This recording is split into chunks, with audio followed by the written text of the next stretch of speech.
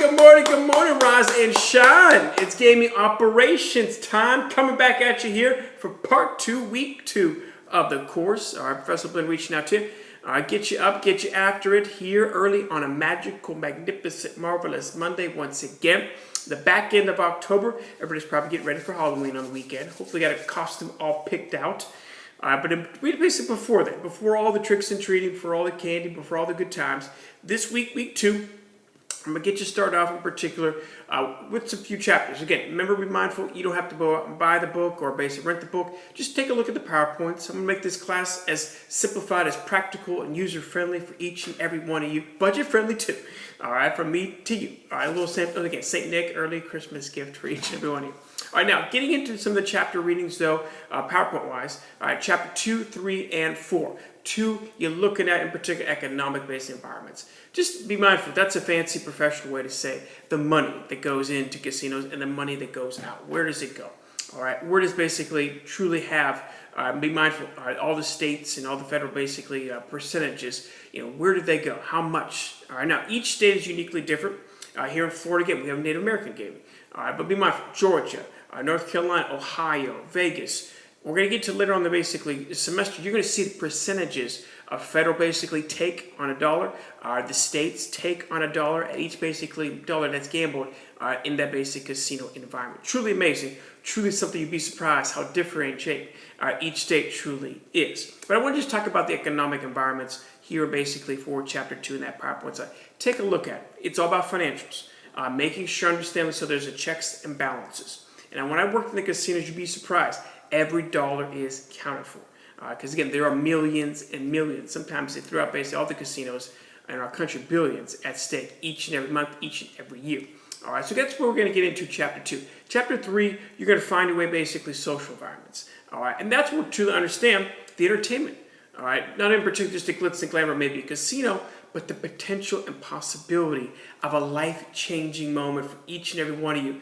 Whether it be a scratch-off ticket, lottery, Powerball, all right, bingo, whatever it may be. We all have that mindset, all right, in particular. Today could be my day. I could be that one time, that one place, that one person. You'd be surprised how in particular that really truly can life-change your moment when you win a substantial amount of money in any type of facet, any type of form. All right, that's social environments. Amazing. All right, take a look at that basic PowerPoint slide presentation. And then chapter 4, get into is always the politics and casino management of it. I really want to touch on that, all right, when we get into voting next week. All right, and that's where politics too play a big part. Being the fact that a lot of governors, a lot of basic councilmen, a lot of places that you go to throughout the states, throughout our country, they make a lot of promises during an election year. And that comes down to how are they going to keep all those promises, Professor? They need a lot of money to do it. And where do they basically have, of course, what environment, what industry has a significant amount of money? Casino gaming industry. All right, and that's what we got to understand. Politics play a big part. How, why? Truly, all right, when a dollar goes into casinos, the thousands and billions there are throughout our country, where does all that money go? The checks and balances, the politics of it all. Again, once basically goes to the government, how is it spent through the government though? All right, once it goes to a county, all right, how is it spent through the county? You'd be surprised where all the money goes and how much is spent, and how much is rationalized throughout the state and of course our country. All right, so 2, 3, and 4, all about the environments, all about basically the politics of casino management. Now, next I'm going to get into the impact basically of a casino environment on a case study. Look at Atlantic City, New Jersey. Take a look at those 2 documents. Something is always truly amazing. And then I have some words of wisdom on, as always, particular gaming addictions. All right, my words of wisdom through my experience, what I witnessed through my own eyes, working in the gaming industry for a significant period of my life. All right, it's sometimes truly eye-opening, alarming, and any type of addiction. Sometimes you feel it right here, it hits right here in your heart. And that's what where I got to a point where the words of wisdom, take a look at that document when I wrote that out.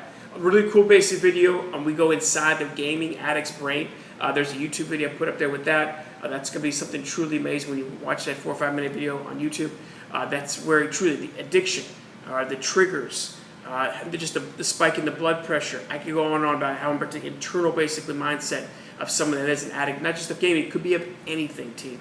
That's something I want you to take a look at. All right, week 2 project, 2 parts. All right, and it's about making sure you understand gaming addiction, the pathological gaming, whatever it may be in particular that you might call it or dub it, and you're going to read about, research on how it basically parlays into your mindset. Do you feel who is responsible for the addiction of gaming? Is it the casinos? Is it the basically state lotteries? Or is it the person themselves? All right, that's part one, answering basically those proposed questions in no scenario study. Part two of that is you get a chance to be a casino manager, general manager of a casino for a day. All right, in this basically case scenario, what would you put out to, in particular, the general public to let basically them know at our casino we do take basically gaming addiction seriously? When I got a chance to work in the casinos, basically in my mind, all we did was basically propose, basically call this basically number. All right, there was Gamblers Anonymous, just like we have Alcoholics Anonymous, but that was pretty much it. There was no training for employees. There was no resources. There was no funding for as always gaming, basically, sometimes addiction. But now it's a little bit more different. So I do want you to do some research on your week 2 project all about gaming addiction. Now your wow number 2 focuses on making sure the primary reasons why patrons go to casinos. A lot of times it's to get away. To go a place somewhere that's open 24/7. That's a resort area, destination like Vegas, Atlantic City, Biloxi, over in Tampa.